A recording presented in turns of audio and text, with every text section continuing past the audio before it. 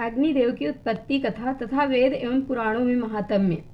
एक समय पार्वती जी ने शिव जी से पूछा कि हे देव, आप जिस अग्निदेव की उपासना करते हैं उस देव के बारे में कुछ परिचय दीजिए। शिव जी ने उत्तर देना स्वीकार किया। तब पार्वती ने पूछा कि यह अग्नि किस महीने, पक्ष, तिथि, वार, नक्षत्र तथा लग्न में उत्पन्न हुई है। श्री महादेव जी ने कहा, आषाढ़ महीने के कृष्ण पक्ष की अर्धरात्रि में, मीन लग्न की चतुर्दशी तिथि में, शनिवार तथा रोहिणी नक्षत्र में ऊपर मुख किए हुए सर्वप्रथम पाताल से दृष्ट होती हुई अगोचर नामधारी यह अग्नि प्रकट हुई। उस महान अग्नि के माता पिता कौन हैं, गोत्र क्या है तथा कितनी जिह्वा से प्रकट होती है। श्री महादेव जी ने कहा, वन से उत्पन्न हुई सूखी आम्रादि की संविधा लकड़ी ही इस अग्निदेव की माता है, क्योंकि लकड़ी में स्वाभाविक रूप से अग्नि रहती है। जलाने पर अग्नि के संयोग से अग्नि प्रकट होती है। अग्निदेव अरड़स के गर्भ से ही प्रकट होती है, इसलिए लकड़ी ही माता है। तथा वन को उत्पन्न करने वाला जल होता है, इसलिए जल ही इसका पिता है। सांडिल्य ही जिसका गोत्र है। ऐसे गोत्र तथा विशेषणों वाली वनस्पति की पुत्री यह अग्निदेव इस धरती पर प्रकट हुई, जो तेजोमय होकर सभी को प्रकाशित करती हुई उष्णता प्रदान करती हैं। इस प्रत्यक्ष अग्निदेव के अग्निष्टोमादि 4 प्रधान यज्ञ जो चारों वेदों में वर्णित हैं, वही श्रृंग अर्थात श्रेष्ठता है। इस महादेव अग्नि के भूत, भविष्य, वर्तमान ये 3 चरण हैं। इन तीनों कालों में यह विद्यमान रहती है। इहलौकिक, पारलौकिक इन 2 तरह की ऊंचाइयों को छूने वाली यह परम अग्नि 7 वारों में सामान्य रूप से हवन करने योग्य है, क्योंकि ग्रह नक्षत्रों से यह ऊपर है, इसलिए इन 7 हाथों से यह आहुति ग्रहण कर लेती हैं तथा मृत्युलोक, स्वर्गलोक, पाताल लोक इन तीनों लोकों में ही बराबर बनी रहती हैं। अर्थात तीनों लोक इस अग्नि से ही बंधे हुए स्थिर हैं। जिस प्रकार से मदमस्त वृषभ ध्वनि करता है, उसी प्रकार से जब यह घृतादि आहुति से जब यह अग्नि प्रसन्न हो जाती है तो यह भी दिव्य ध्वनि करती है। इन विशेषणों से युक्त अग्नि देवता महान कल्याणकारी रूप धारण करके हमारे मृत्यु लोकस्थ प्राणियों में प्रवेश करें, जिससे हम तेजस्वी हो सकें और अपने लक्ष्य को प्राप्त कर सकें। संपूर्ण ब्रह्मांड को जिस अग्नि ने उदर में समाहित कर रखा है, वह विश्वरूपा अग्नि देवी हैं, जिसके उदर में प्रलयकालीन में सभी जीव शयन करते हैं तथा उत्पत्ति काल में भी सभी ओर से अग्नि वेष्टित है। उसकी ही परछाया से जगत आच्छादित है। तथा जैसा गीता में कहा है, अहम वैश्वानरो भूत्वा, अर्थात यह अग्नि ही सर्वोपरि देव है।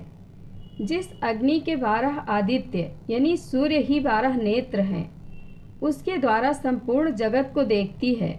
7 इनकी जिह्वाएं जैसे काली, कराली, मनोजवा, सुलोहिता, सुधूम्रवर्णा, स्फुलिंगिनी, विश्वरूपी इन 7 जिह्वाओं द्वारा ही संपूर्ण आहुति को ग्रहण करती हैं।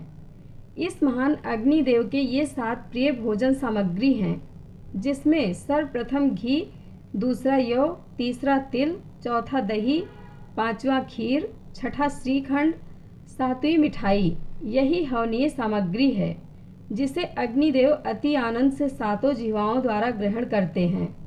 भजन करने वाले ऋत्विक जन की यह अग्नि चाहे ऊर्ध्वमुखी हो, चाहे अधोमुखी हो अथवा सामने मुख वाली हो, हर स्थिति में सहायता ही करती है।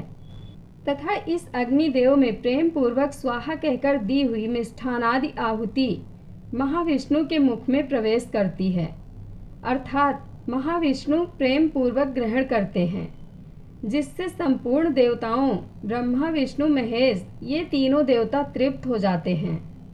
इन्हीं देवों को प्रसन्न करने का एकमात्र साधन यही है। पुराणों में अग्नि का महात्म्य। अग्नि देवता यज्ञ के प्रधान अंग हैं। ये सर्वत्र प्रकाश करने वाले एवं सभी पुरुषार्थों को प्रदान करने वाले हैं। सभी रत्न अग्नि से उत्पन्न होते हैं और सभी रत्नों को यही धारण करते हैं।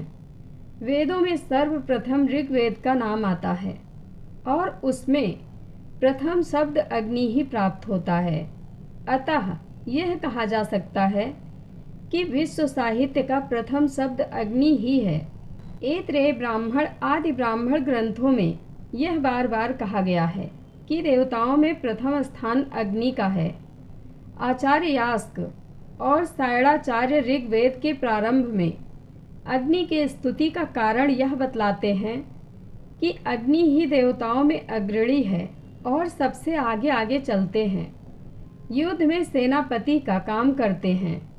इन्हीं को आगे कर युद्ध करके देवताओं ने असुरों को परास्त किया था। पुराणों के अनुसार इनकी पत्नी स्वाहा हैं। ये सब देवताओं के मुख हैं और इनमें जो आहुति दी जाती है वह इन्हीं के द्वारा देवताओं तक पहुंचती है। केवल ऋग्वेद में अग्नि के 200 सूक्त प्राप्त होते हैं। इसी प्रकार यजुर्वेद, सामवेद और अथर्ववेद में भी इनकी स्तुतियाँ प्राप्त होती हैं। ऋग्वेद के प्रथम सूक्त में अग्नि की प्रार्थना करते हुए विश्वामित्र के पुत्र मधुच्छंदा कहते हैं कि मैं सर्वप्रथम अग्नि देवता की स्तुति करता हूँ, जो सभी यज्ञों के पुरोहित कहे गए हैं। पुरोहित राजा का सर्वप्रथम आचार्य होता है और वह उसके समस्त अभीष्ट को सिद्ध करता है। उसी प्रकार अग्निदेव भी यजमान की समस्त कामनाओं को पूर्ण करते हैं। अग्नि देवता की 7 जिह्वाएं बताई गई हैं। उन जिह्वाओं के नाम काली, कराली, मनोजवा, सुलोहिता, धूम्रवर्णी, स्फुलिंगी तथा विश्वरुचि हैं। पुराणों के अनुसार अग्निदेव की पत्नी स्वाहा के पावक, पवमान और सुचि नामक 3 पुत्र हुए। इनके पुत्र पौत्रों की संख्या 49 है। भगवान कार्तिकेय को अग्नि देवता का भी पुत्र माना गया है। स्वारोचिप नामक द्वितीय स्थान पर परिगणित है। ये अग्नेय कोण के अधिपति हैं। अग्नि नामक प्रसिद्ध पुराण के ही ये वक्ता हैं। प्रभास क्षेत्र में सरस्वती नदी के तट पर इनका मुख्य तीर्थ है। इन्हीं के समीप भगवान कार्तिकेय, श्राद्ध देव तथा गौओं के भी तीर्थ हैं। अग्निदेव की कृपा के पुराणों में अनेक दृष्टांत प्राप्त होते हैं। उनमें से कुछ इस प्रकार है। महर्षि वेद के शिष्य उत्तंक ने अपनी शिक्षा पूर्ण होने पर आचार्य दंपति से गुरु दक्षिणा मांगने का निवेदन किया। गुरु पत्नी ने उनसे महाराज पौष्य की पत्नी का कुंडल मांगा। उत्तंक ने महाराज के पास पहुंचकर उनकी आज्ञा से महारानी से कुंडल प्राप्त किया। रानी ने कुंडल देकर उन्हें सतर्क किया कि आप इन कुंडलों को सावधानी से ले जाइएगा, नहीं तो तक्षक नाग कुंडल आपसे छीन लेगा। मार्ग में जब उत्तंक एक जलाशय के किनारे कुंडलों को रखकर संध्या वंदन करने लगे तो तक्षक कुंडलों को लेकर पाताल में चला गया। अग्निदेव की कृपा से ही उत्तंक दोबारा कुंडल प्राप्त करके गुरु पत्नी को प्रदान कर पाए थे। अग्निदेव ने ही अपने ब्रह्मचारी भक्त उपकौशल को ब्रह्म विद्या का उपदेश दिया था। अग्नि की प्रार्थना उपासना से यजमान धन, धान्य, पशु आदि समृद्धि प्राप्त करता है। उसकी शक्ति, प्रतिष्ठा एवं परिवार आदि की वृद्धि होती है। अग्निदेव का बीज मंत्र रम तथा मुख्य मंत्र रम वाहिन चैतन्याय नमः है। ऋग्वेद के अनुसार अग्निदेव अपने यजमान पर वैसे ही कृपा करते हैं जैसे राजा सर्वगुण संपन्न वीर पुरुष का सम्मान करता है। एक बार अग्नि अपने हाथों में अन्न धारण करके गुफा में बैठ गए। अतः सब देवता बहुत भयभीत हुए। अमर देवताओं ने अग्नि का महत्व ठीक से नहीं पहचाना था। वह थके पैरों से चलते हुए ध्यान में लगे हुए अग्नि के पास पहुँचे।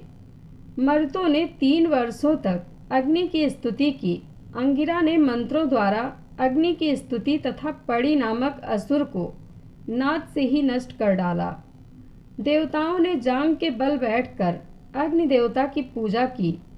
अंगिरा ने यज्ञाग्नि धारण करके अग्नि को ही साधना का लक्ष्य बनाया। तदंतर आकाश में ज्योति स्वरूप सूर्य और ध्वज स्वरूप किरणों की प्राप्ति हुई। देवताओं ने अग्नि में अवस्थित 21 गूढ़ पद प्राप्त कर अपनी रक्षा की। अग्नि और सोम ने युद्ध में वृषय की संतान नष्ट कर डाली तथा पड़ी की गौएं हर ली। अग्नि के अश्वों का नाम रोहित तथा रथ का नाम धूमकेतु है। महाभारत के अनुसार देवताओं को जब पार्वती से शाप मिला था कि वे सब संतानहीन रहेंगे, तब अग्निदेव वहाँ पर नहीं थे। कालांतर में विद्रोहियों को मारने के लिए किसी देवपुत्र की आवश्यकता हुई, अतः देवताओं ने अग्नि की खोज आरंभ की। अग्निदेव जल में छिपे हुए थे। मेंढक ने उनका निवास स्थान देवताओं को बताया, अतः अग्निदेव ने रुष्ट होकर उन्हें जिह्वा न होने का शाप दिया।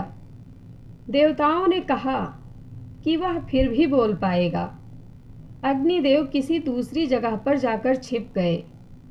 हाथी ने देवताओं से कहा, अस्वस्थ सूर्य का एक नाम अग्नि रूप है। अग्नि ने उसे भी उल्टी जिह्वा वाला कर दिया। इसी प्रकार तोते ने समी में छिपे अग्नि का पता बताया, तो वह भी शापवश उल्टी जिह्वा वाला हो गया।